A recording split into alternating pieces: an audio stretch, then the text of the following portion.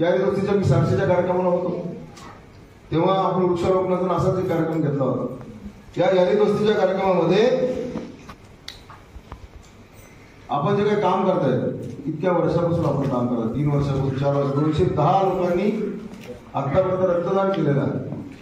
रक्त तयार होतं का आपल्याकडे?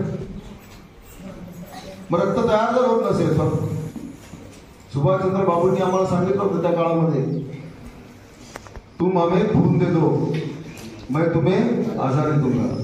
आता आम्ही आझाद देशामध्ये राहतो आहे, आम्हाला स्वातंत्र्यासाठी रक्त लागणार नाहीये, परंतु काय घडते आमच्याकडे?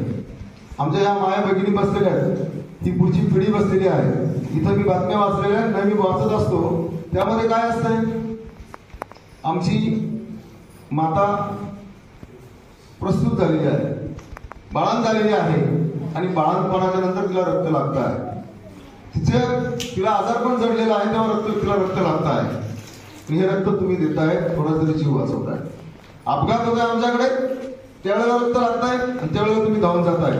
सगळ्यात महत्वाचं म्हणजे कुणाला सांगावं लागत नाही, कुणाला म्हणावं लागत नाही. आज इतकी वाईट अवस्था आहे, आम्हाला घेण्याची सवय लागलेली आहे. आम्हाला काय सवय लागलेली आहे? घेण्याची सवय लागली. तुम्हाला काय सवय लागली आहे? घेण्याची सवय लागली.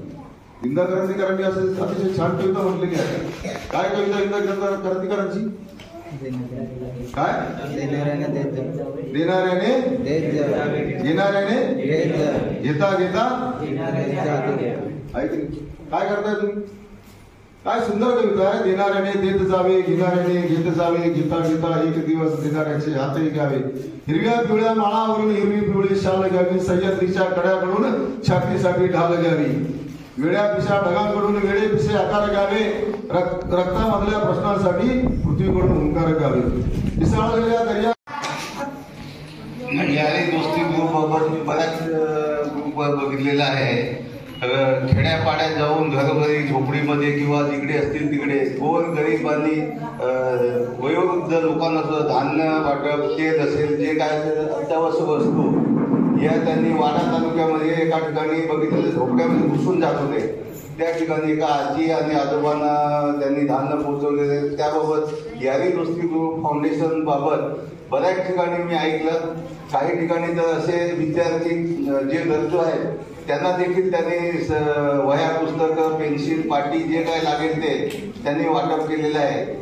तर याही दोस्ती ग्रुप बाबत सांगायचं तर मी त्यांचे आमच्या वांगाव पोलीस स्टेशनतर्फे मनापासून आभार मानतो, धन्यवाद देतो आणि असंच कार्य करत राहावं असं मी त्यांना मनपूर्वक आशीर्वाद देतो. निरपेक्ष भावनेनं समाजसेवा करताना जो आत्मिक आनंद मिळतो तो शब्दात व्यक्त करता येत नाही. यारी दोस्ती फाउंडेशनच्या सदस्यांनी समाजसेवेचा जो आदर्श निर्माण केला आहे त्याचे अनुकरण व्हावे असे प्रतिपादन सहाय्यक पोलीस निरीक्षक प्रदीप गीते यांनी केले. मकर संक्रांती या सणानिमित्त यारी दोस्ती फाउंडेशन म्हणजेच यारी दोस्ती ग्रुपच्या वतीनं डहाणू तालुक्यातील वाणगाव वनई येथे 12 जानेवारी रोजी रविवारी सामाजिक उपक्रम राबवण्यात आला होता. या उपक्रमात गरजू आजींना लुगडे वाटप, विद्यार्थ्यांना शैक्षणिक साहित्य वाटप, चित्रकला स्पर्धा, विजेत्यांचा सत्कार आणि रक्तदान करणाऱ्या सदस्यांचा प्रमाणपत्र देऊन गौरव करण्यात आला. आणि उपस्थित सदस्यांसाठी युवा मार्गदर्शन कार्यक्रमही राबवण्यात आला होता. तर प्रत्येक वेळीप्रमाणे यावेळीही यारी दोस्ती फाउंडेशन म्हणजेच यारी दोस्ती ग्रुपच्या कार्याचे कौतुक करण्यासाठी व त्यांना प्रोत्साहन देण्यासाठी, त्यांच्या निस्वार्थ भावनेला, त्यांच्या एकत्रित प्रयत्नांना श्रेय देण्यासाठी प्रमुख पाहुणे म्हणून पालघरचे सहाय्यक पोलीस निरीक्षक प्रदीप गीते हे उपस्थित होते. यावेळी त्यांनी सांगितले की वर्षभरात 210 गरजू रुग्णांना रक्तदान करून या फाउंडेशनने जिल्ह्यात एक वेगळा आदर्श निर्माण केला आहे. यारी दोस्ती फाउंडेशन भविष्यात राज्यभरात समाजसेवेसाठी ओळखले जाईल असा विश्वास त्यांनी यावेळी व्यक्त केला.